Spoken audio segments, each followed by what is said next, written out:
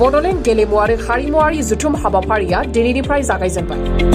बर' आरो थागिबि हारिनि लाइमोनफोरनि गेजेराव गेलेमु आरो हारिमुआरि बिथिंखौ जौगाहोनाय थांखिखौ बिथा खालामनानै बिटिआर सरकारनि गेलेमु आरो हारिमुआरि बिफाननि बानजायनायाव गिबि खेबनि थाखाय खुंजानाय बड'लेण्ड गेलेमु आरो हारिमुआरि जथुमाया दिनै उदालगुरि जिल्लानि सिङाव थानाय बेरगाव स्टेडियामाव सानथामनि मेहेरगोनां हाबाफारि लानानै जागायजेनबाय। दिनैनिफ्राय जागायनाय गिबि साननि हाबाफारिखौ बेखेवनानै होलांदों प्रफेसर शंकर ज्योति बसुमतारिया।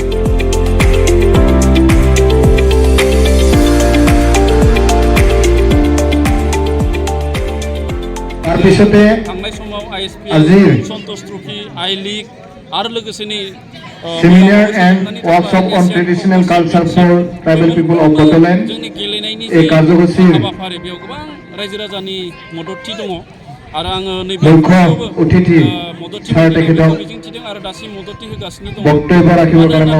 गेलेनाया दिनै सुबुं सम्पद जौगानायनि मोनसे गिदिर गेलेनायनि गोबां स्कोप आरो खाबुफोरा दङ, नाथाय जों मात्र जोंनि इनफ्रास्ट्राक्चार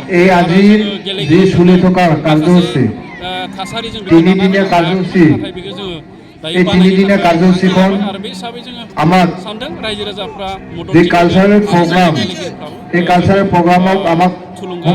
बेयो मोनसे बिराद मोजां बिटिआर गभर्नमेन्ट आरो बिसिनि लिडारशिपनि बे खेबाव जेबादि माने बेखौ स्टार्ट खालामदों। आं सानो माने बे बिराद मोनसे मोजां आरो मोनसे फिउचार लानानै बेखौ जागायदों। गतिके स्पर्ट्सखौ जोङो आवगाय प्रमोट खालामोब्ला जोंनो बहुत स्पर्ट्सनि इभेन्ट्सखौ जोङो फाथिनांगोन, खारन इभेन्ट्स आरो कम्पिटिशन जेसेबां गोबां जागोन एसेबांनो माने गेलेनायनि बे मोजां पटेनशियेलफोरखौ आरो मोजां खेबाव माने जौगालांनो थाखाय बिसोरो माने सुबिदा मोनगोन। खारन आवगायाव जों नुयोमोन बहुत माने बोसोराव खनसे खननैल' जानाय गेलेनायनि उनाव गैला। दा जुदि कम्पिटिशना गोबां बांबाय थायोब्ला अट'मेटिकलि बेफोर कम्पिटिशनाव बिसोर बाहागो लानो थाखाय गावसिनि पारफरमेन्स फिटनेस बेफोरखौ लाखिनायावनो बिसोरनि ट्रेनिंआबो मोनसे रेगुलारिटिया अट'मेटिकलि फैयो। आरो लोगोसे बेफोरबादि इभेन्टआव दा दिनै जों नुनो मोन्दों बहुतखिनि गथ' गथायफ्रा गेलेफैदों आरो मोजां गथ'फोरखौ मोननाया बेयाव बेसेबां मानसिफ्रा माने पार्टिसिपेट खालामदों बेबो मोनसे इस्यु फैयो, बेबो मोनसे फैक्टर। जों जेसेबां बुरजा मानसि पार्टिसिपेन्टस बा प्लेयार्सफोरखौ लाबोनो हागोन बा बिसोरखौ कानेक्ट खालामनो हागोन, बिसोरखौ गेलेहोनो हागोन, एसेबांनो माने जों मोजां प्लेयारखौ आरोबाव बांसिन मोनलांबाय थागोन। माने गतिके अभारअल माने बियो मोनसे बिराद मोजां इनिशिएटिभ आरो मोनसे बहुत मोजां स्टार्ट्स।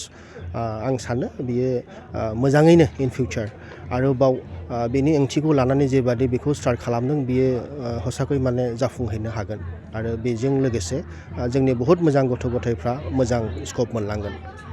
बेबो डाइरेक्टलि बेजोंनो मोनसे बहुत कानेक्टेड थायो, खारन दा जोंनाव बेफोरो एक्टिभिटिसफ्रा गैयैफोरनि थाखाय आरो जों बेफोर एक्टिभिटिसखौ मोजाङै अर्गानाइज खालामनानै होनो हायैनि थाखाय किसुमान माने जोंनि गाइडेन्स माने मोजाङै मोनैनि थाखाय गथ' गथ'फ्रा जेबो खालामनो मोनैखाय बिसोरो लासैनो मोजां हुदानिफ्राय गाज्रि हुदायाव बिसोरो नागारनानै थाङो आरो बेफोराव जुदि एंगेज जानानै थाबाय थायोब्ला बे गाज्रि हुदाफ्राबो अट'मेटिकलि बे गोमालांजोबगोन। खारन बिसोरनाव गाज्रि हुदाखौ मावनो थाखाय गाज्रि साननो थाखाय बिसोरनाव जेब्लाबो माने समाय थानाय नङा।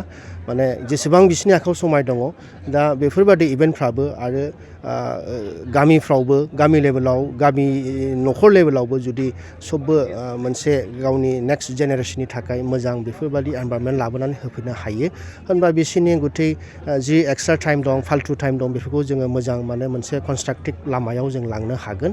आरो बेखौ जुदि जों लांनो हायोबा होनबा बिसोरनि बेफोर गाज्रि हुदाफ्रा ओरैनो नागारलांजोबगोन। खारन मोनसे खोथा होनो माने empty mind is a devil mind. गतिके बिसोरनाव जेबो खामानि गैया जेथिया बिसोर आरो बे डेभिल खामानिखौनो मावनायनि हदाय माने बेफोर बुस्थुफ्रा बिसोरनि गोसोआव फैबाय थागोन। ओंखायनो गेलेनायखौ जोङो उत्साह होनाया जोंनि थाखाय खालि गेलेनायनि थाखायल' नङा, गतिके किसुमान सामाजिक बेफोरबायदि गाज्रि हुदाखौ नागारनायावबो बेयो अनेक सहाजक होहैगोन जोंखौ फिउचाराव।